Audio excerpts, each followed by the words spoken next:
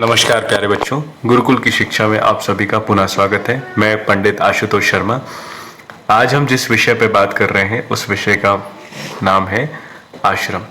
तो आश्रम क्या है, उनमें किस प्रकार से हम इन्हें समझें और इसकी महत्वपूर्णता हमारे जीवन में क्या है, इसके बारे में आज हम जानेंगे।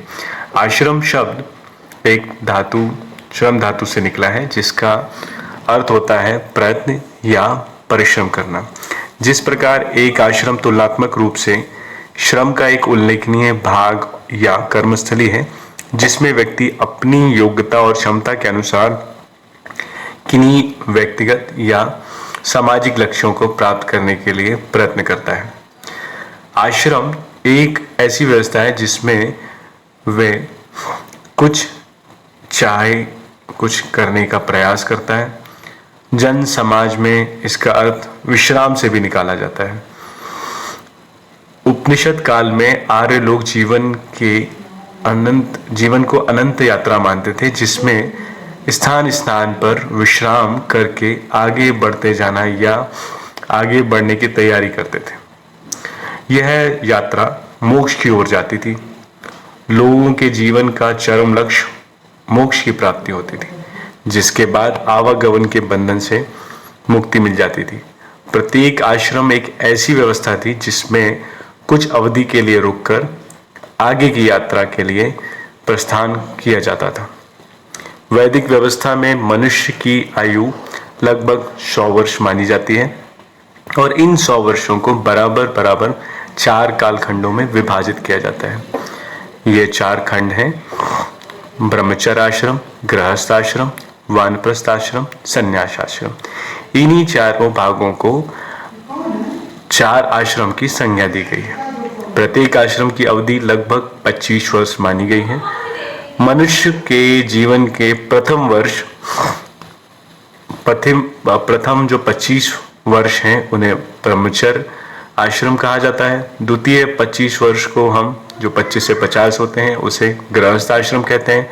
तीसरे 25 वर्ष को जो कि 50 से 75 उसे वानप्रस्थ आश्रम कहा जाता है और अंतिम 25 वर्ष 75 से 100 उन्हें संन्यास आश्रम कहा जाता है। अब हम इन आश्रम व्यवस्थाओं के चारों विभाग और प्रकारों को विस्तार से समझेंगे और इनका वर्णन करेंगे। प्रथम, ब्रह्मचर्य आश्रम। यह आश्रम साधारणतः 25 की आयु तक माना जाता है। ब्रह्मचर्य आश्रम विद्या शक्ति का साधन का आश्रम है। इसमें एक व्यक्ति ब्रह्मचर्य व्रत का पालन करते हुए विभिन्न विद्याओं में निपुणता प्राप्त करने का प्रयत्न करता है। मनुष्य का शारीरिक, मानसिक और आध्यात्मिक विकास इसी आश्रम में होता है। ब्रह्मचर्य आश्रम का आयोजन और महत्व विशेष रूप से द्विजों के लिए है, जिन्हें विभिन्न वेद शास्त्रों एवं विद्याओं की साधना की अनुमति है।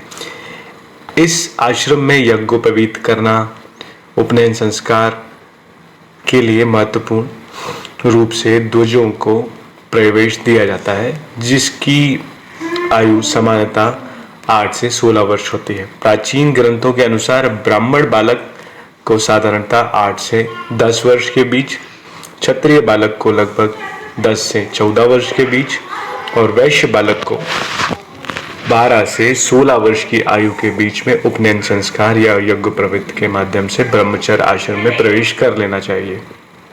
ब्रह्मचर्य जीवन तप और संयम, इंद्रिय संयम का जीवन है। मनु के अनुसार ब्रह्मचारी को गुरु के पास रहते हुए ब्रह्मचर्य इंद्रियों को वश में कर तप वृद्धि के लिए नियमों का पालन करना चाहिए। वह नित्य पूजन करे और प्रातःकाल एवं संध्याकाल हवन करे। ब्रह्मचर्य भोजन के लिए गृहस्थों से भिक्षा प्राप्त करे, किंतु निम्न और पातकी लोगों से तथा साधारणतः अपने कुलबंध, जाति या गुरुकुल से भिक्षा न प्राप्त करे। वह प्रतिदिन भिक्षा मांगे परंतु किसी एक से अन्न ग्रहण न करे, ना ही भोजन का संग्रह करे। ब्रह्मचारी को गुरु की आज्ञा का पालन करना चाहिए। द्वितीय आश्रम है गृहस्थ आश्रम। सामाजिक जीवन का आरंभ और अंत इसी आश्रम से होता है। सामाजिक दृष्टिकोण से गृहस्थ आश्रम सबसे महत्वपूर्ण आश्रम माना जाता है। साधारणतः ब्रह्मचर्य आश्रम के समाप्त होने पर 25 वर्ष की आयु तक व्यक्ति शारीरिक और मानसिक दृष्टि से इतना समर्थ हो चुका होता है कि वह जीवन में अर्थ, काम और उचित साधना एवं विभिन्न पारिवारिक और सामाजिक दायित्वों का निर्वाह कर सके। सामान्यतः इस आयु तक व्यक्ति अपनी शिक्षा पूर्ण कर चुका होता है, विवाह करके गृहस्थ जीवन में प्रवेश कर चुका होता है। जीवन की यह 25 से 50 वर्ष का ये जो भाग है, इसे हम गृहस्थ आश्रम कहते हैं। इस आश्रम में प्रवेश करने के पश्चात व्यक्ति संतान उत्पन्न करता है। वह अपनी पत्नी एवं बच्चों का लालन पालन एवं पोषण करता है।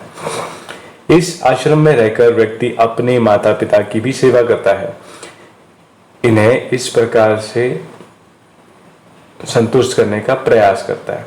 इस आश्रम में व्यक्ति पितृ यज्ञ करता है। पितृ यज्ञ या पितृ यज्ञ एक महत्वपूर्ण यज्ञ कहा जाता है। गृहस्थ आश्रम में व्यक्ति अनेक व्यक्तियों को भोजन कराता है।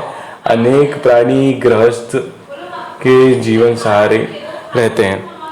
इसी कारण इस आश्रम को अब बहुत ही महत्वपूर्ण माना जाता है।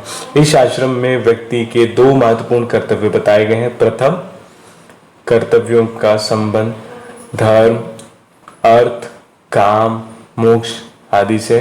द्वितीय प्रकार का कर्तव्यों का संबंध विभिन्न ऋणों से उऋण होने का है। विभिन्न प्रकार के यज्ञ करके एक व्यक्ति इन ऋणों से उऋण हो सकता है। मनु के अनुसार जिस प्रकार सब लोग वायु के सहारे जीवित रहते हैं, उसी प्रकार सब गृहस्थ आश्रम के सहारे निर्वाह करते हैं। गृहस्थ आश्रम के इस महत्व को देखते हुए मनु ने इसे सभी आश्रमों में